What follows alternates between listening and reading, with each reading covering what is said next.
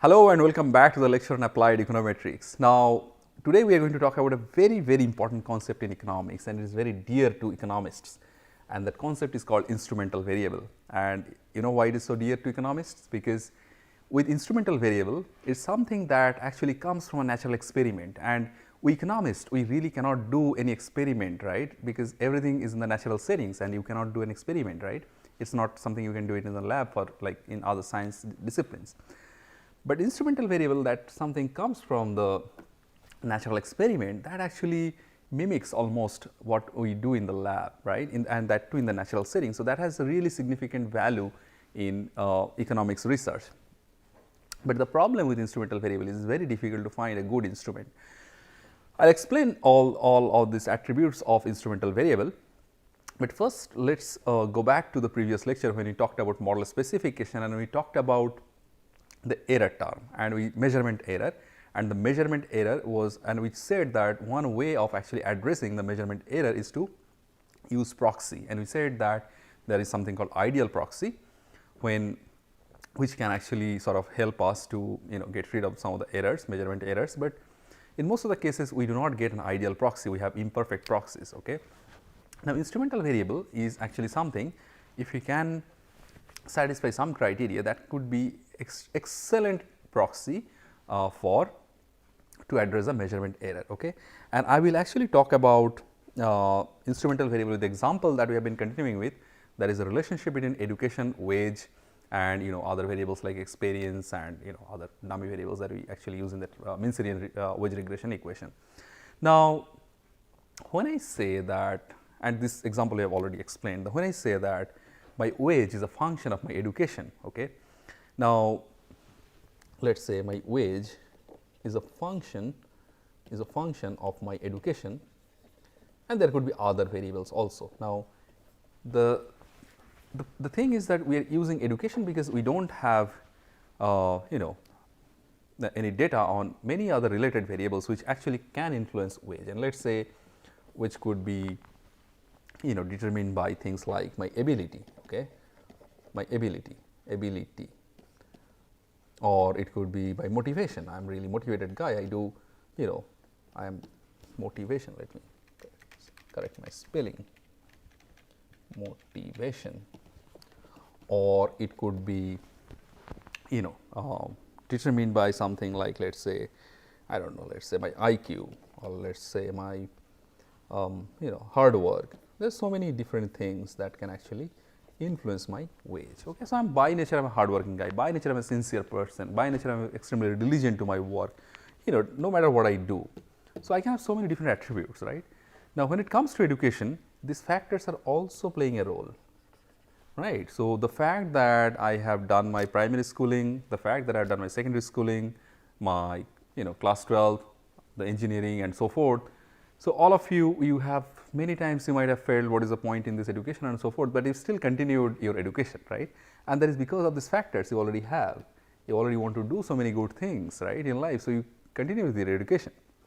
Now, these factors are, it is quite likely not just the degree, the education degree that you get, but the factors responsible for achieving those degrees are actually the same factors which are actually giving you a wage, better wage, right. I do not need to write this, draw this arrow, so I already have. So, the same factors are actually helping you to get a better wage. So, education in a way then actually masking the effect of all these different variables, and we have already talked about this when we talked about omitted variable bias. We said that your your B, the estimated coefficient of education, let us say B2, could be actually sort of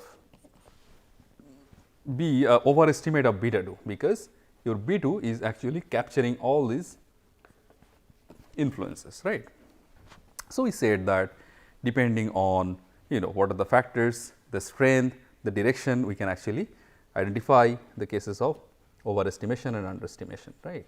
We had a detailed discussion on that, but the point is that there could be some other variable which are actually responsible for both of these. So, if I can write it like this, let us say this variable is known as Z, okay, this ability, motivation, hard work, sincerity and all these variables. Let us say these are Z, and let us say this leads to, let us say, my variable x, which is my education, or it is also, it may also directly influence y. Okay. And because I do not have Z, so when I measure the effect of x on y, some part of Z is being actually captured by x, and this is basically a case of overestimation of the basically the coefficient, the b that I determine, that is an overestimation of actual beta 2. B 2 is an overestimation of beta 2. Now, this is the problem. Now, how do we really sort of address it? Now, one way to address it is actually, that is the best way perhaps, is to you decide, you basically choose people randomly. Okay, the moment you choose people randomly, you actually take care of their other attributes, and we will talk about that in next few lectures. Now, when I say randomly, so basically you have two groups, a treatment group and a control group, and you have those people selected randomly, and you give education to one group and you do not give education to other group. You simply do not give education to other group. But then that is a problem. You cannot do that on ethical ground. I mean, it is everybody's life, right? So, you cannot take them back to past, and again you can change their decision on education. So, once done is done. So, these people will be deprived of their education, and if you want to see their life cycle earning, just to understand the impact of education, that is like a too high cost to pay, right. So, we cannot do that. So, we need to, if we have a good instrument actually that can mimic this whole experiment that we actually want to do, okay. And that example I am going to give you. Now, the example I have taken from this paper by Devereux and Hart. I will write the name. This is really a nice paper, and I will actually Devereux and Hart, and there is a very good sort of blog by Professor Sasha O'Baker. Just search this, you can find it in the internet. There is a blog hosted in ISA website. So, you can just search it, or we can provide you the link. So, coming back to the paper, this is published in Economic Journal, and this paper actually talks about reform that was undertaken in the UK in 1947, and that reform was mandatory age of schooling. Okay. So, mandatory age of schooling,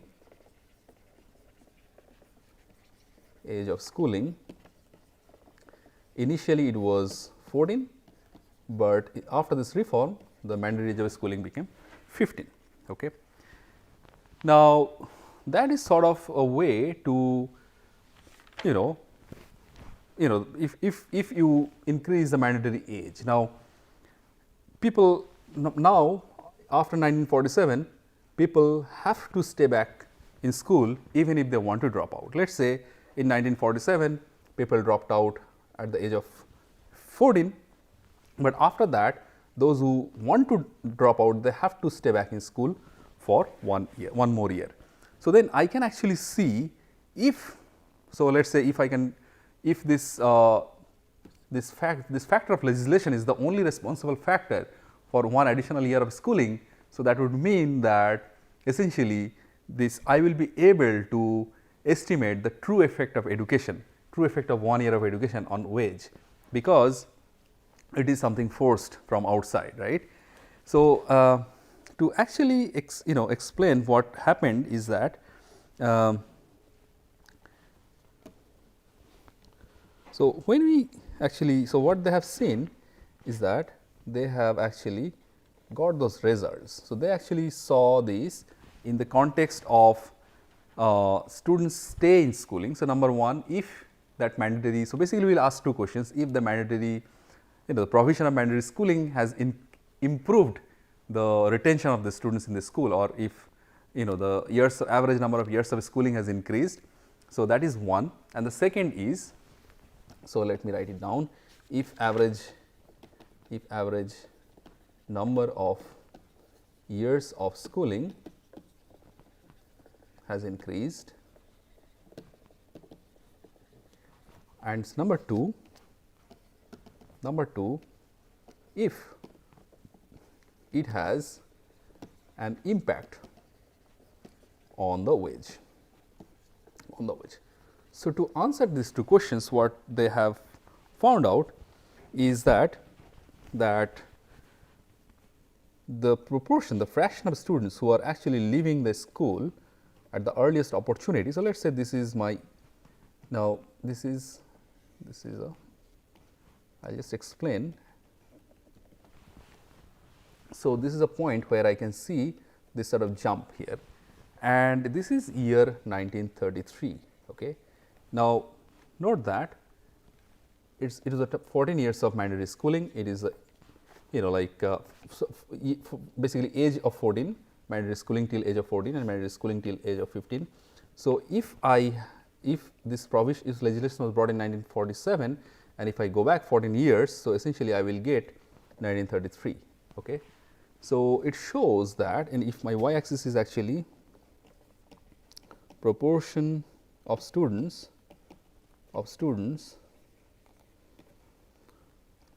leaving school at earliest opportunity. Okay. This is the proportion of students leaving school at earliest opportunity, and these are the cohorts. Okay. These are the cohorts, birth cohort. So, essentially I see immediately after 1933 the school leaving has declined drastically. So, that is effect 1. So, I have seen that there is average years of schooling has retention of schooling has increased, and that number is actually 0.397 years. Okay. Now, the second and in fact, this is called first regression. So, what the first regression is basically, if my education is the treatment, so my instrument variable is the legislation. So, if the instrument variable has an impact on my education. So, I can see that it does have an impact on education, that the retention to school has increased by average for the male students, it increased by 0.397 years. So, that is my first thing that I got some answer on. Okay. And also corroborative evidence to this is that, let me have on the same page.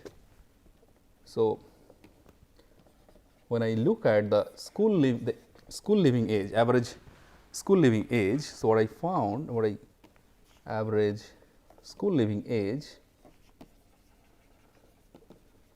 it actually increased after 1933, and I have the same 1933 here, and then it has increased. So, I clearly see the impact of the instrument variable on the treatment variable, that is my education. Now, coming to the second point. So, they actually wanted to understand if the wages has increased, and what they found is actually the wages have also increased. And if I draw this, let us say this is average hourly wage, and this is cohort, but cohort, and for this also they have seen something like this, whereas you have here 1933. Okay. So, there is a jump here. Now, to explain this part, so essentially average earning, and they actually saw this growth is 1.2% average earning, and this is called, the second estimate is called reduced form estimate. Now, you see, because of the instrument, because of this intervention, what has happened? Number one, the average number of years of staying in school has increased, and at the same time average number of basically average hourly wage has also increased, right.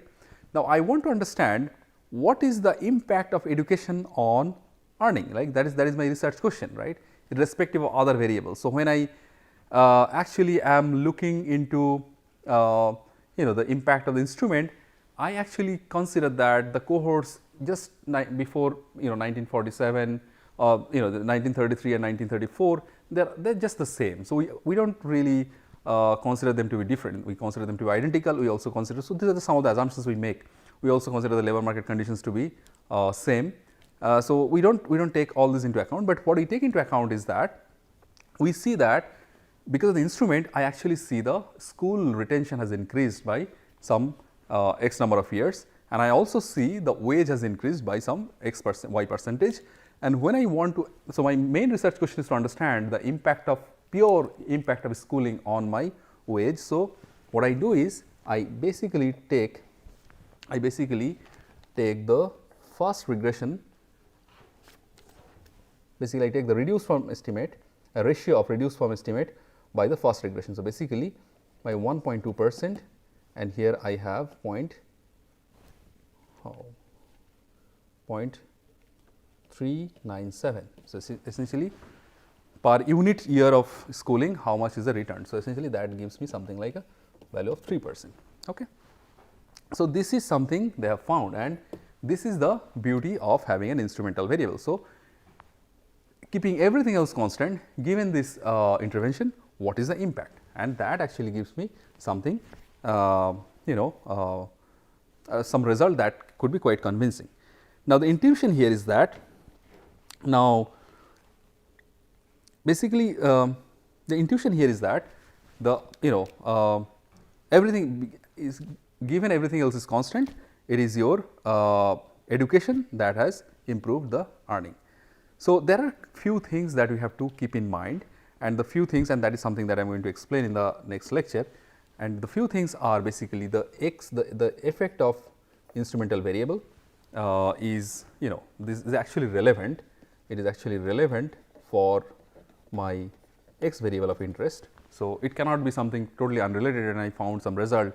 So then there is that is not going to work. So you have to find out something that here it is, here it is the legislation and its impact on schooling.